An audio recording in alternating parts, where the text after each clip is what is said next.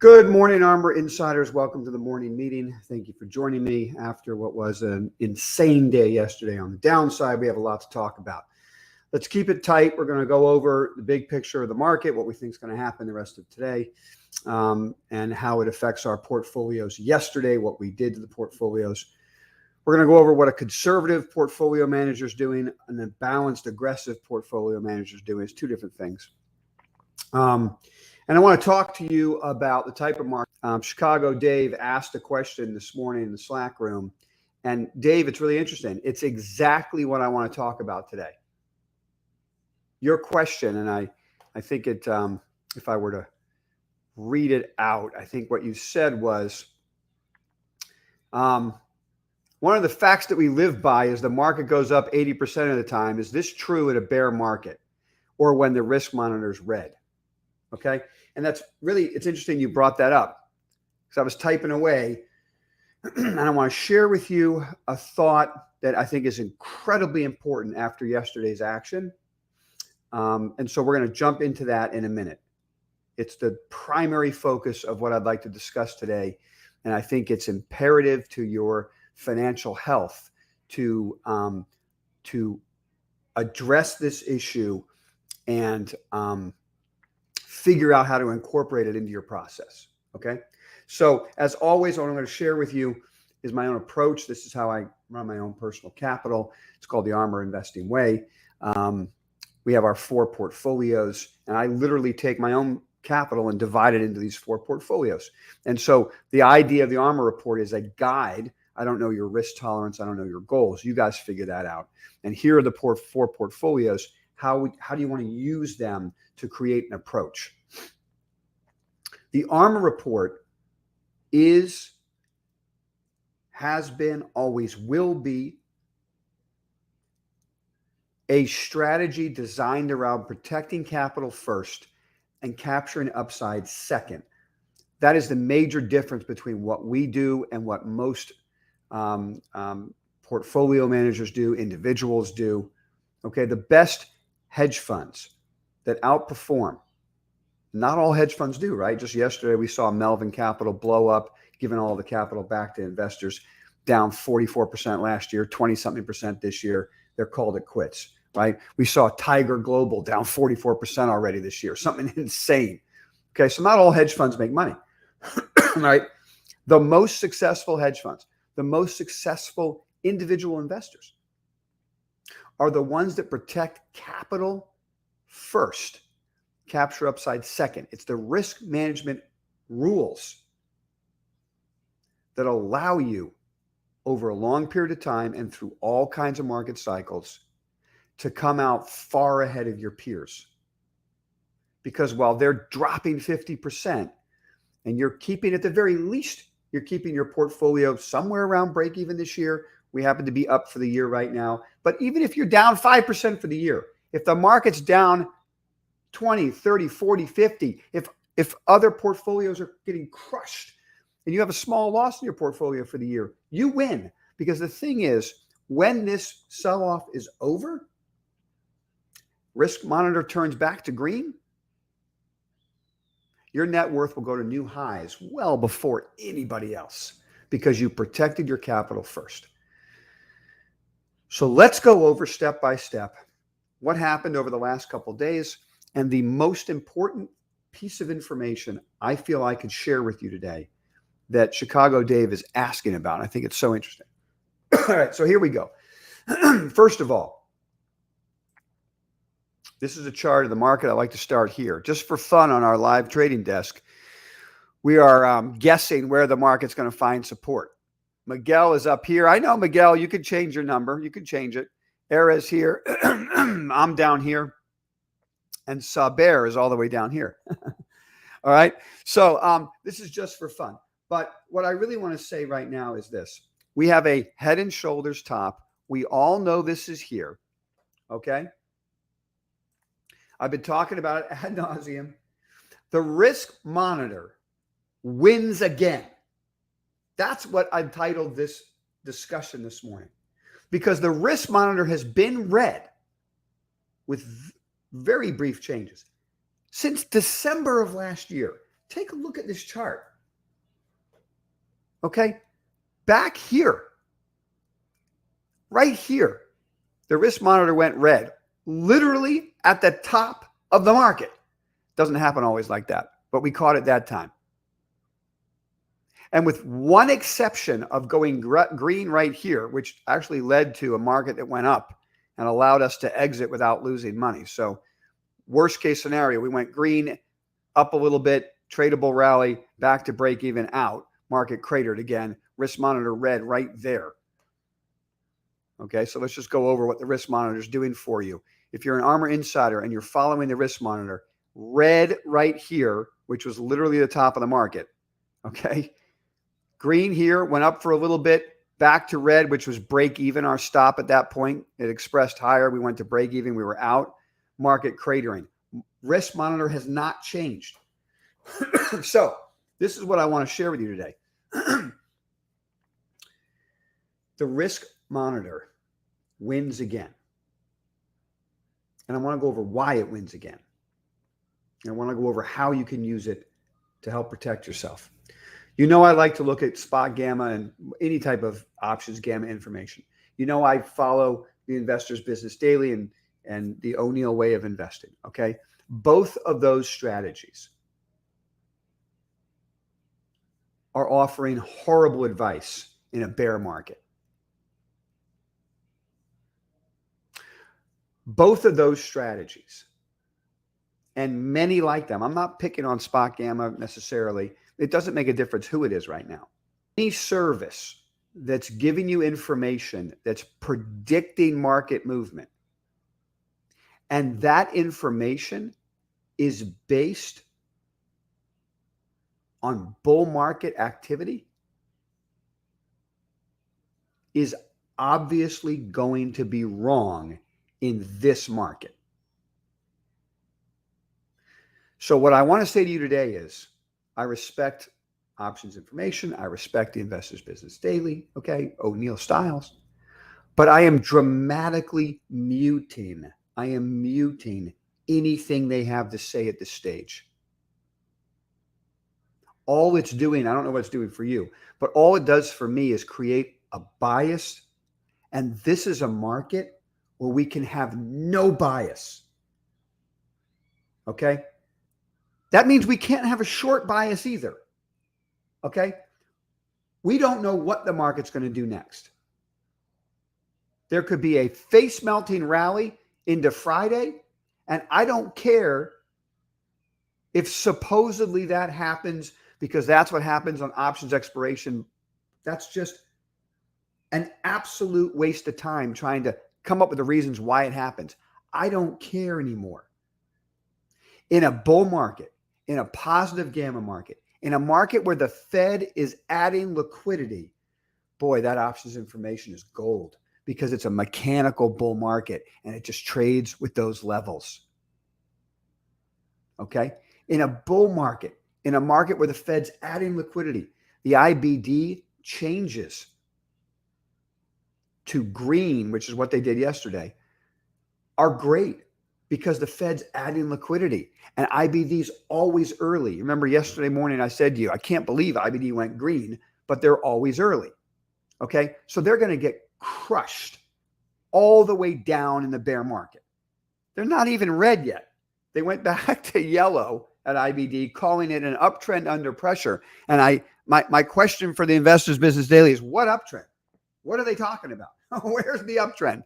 Right? So what I want to share with you today, any strategies that you're using, any services that you're paying for, okay, that are successful in a bull market and use bull market static analysis to offer predictions of what's going to happen now, need to be muted, need to be avoided. Okay? Need to be muted and avoided. We are in a bear market, the likes of which we haven't seen in decades.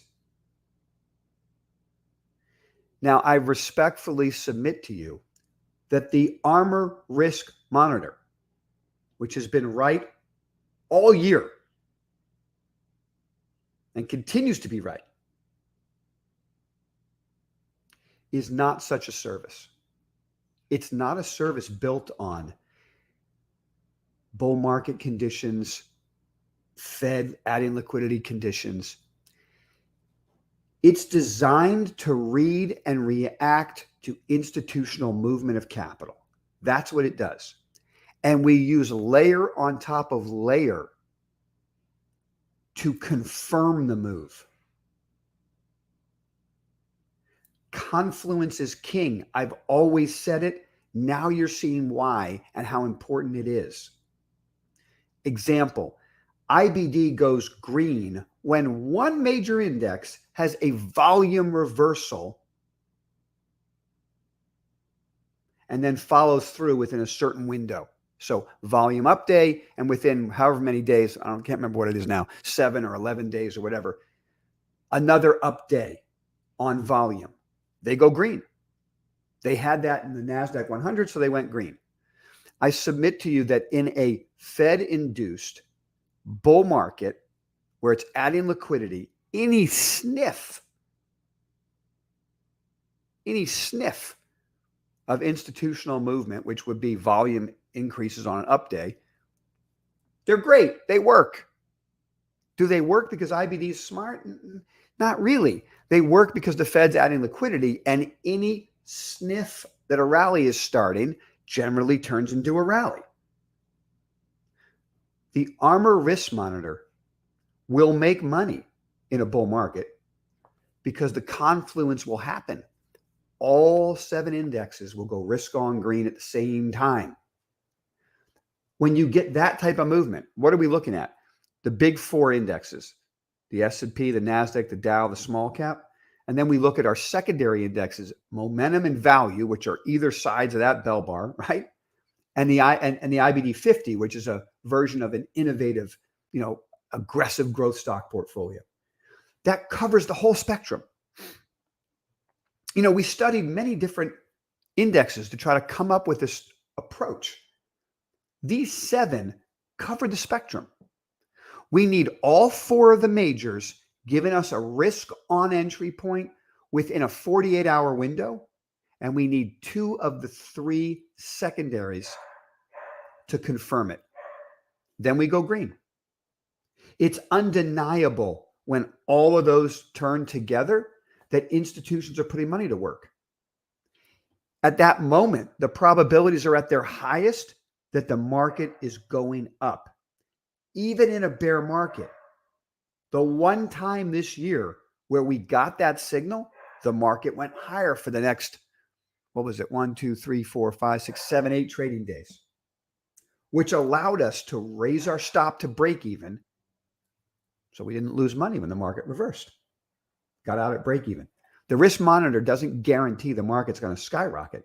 It just says, here's a high probability entry point that the market's going up, and then we start managing our risk from there. Targeted exits, raised stops. That's how we protect ourselves. So take a look at the services you're using. Avoid or mute any service that's giving you a prediction on the market when their entire philosophy is based on bull market action, is based on Fed-induced buying. Okay? I have fallen victim. I'm sharing this with you today because I've fallen victim. I haven't been nearly bearish enough in this market right now. I keep talking about it.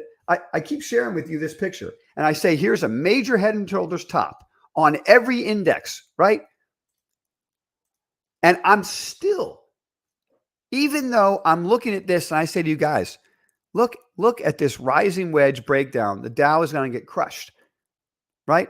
Look at the rising wedge breakdown in momentum stocks. They're getting crushed, right? The NASDAQ and the S&P have these perfect head and shoulders. They're getting crushed.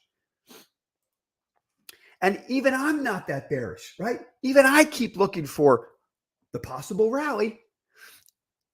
Part of that reason for me is that I'm still looking at sources who are predicting the future based on bull market analysis. And we're not in a bull market, Dave. Dave's question is a brilliant question this morning. We're not in a bull market. When the Fed starts adding liquidity again, I'm going to unmute SpotGamma. I'm going to unmute IBD, right? Then it matters. But right now, the number one indicator in the market is the ARMR Risk Monitor. In all humility, I say that not to be arrogant or anything, but it's true. It's showing you the value of the ARMR report right here. Risk Monitor red on the NASDAQ right at the top. Risk Monitor red right here. The Risk Monitor will get us in the market on the way up. And it will protect our capital on the way down. And the major reason is we don't try to predict the future. We just read and react to what we're given. Okay? So let's go over for a second the the portfolios and how do we use the Risk Monitor on our trading desk.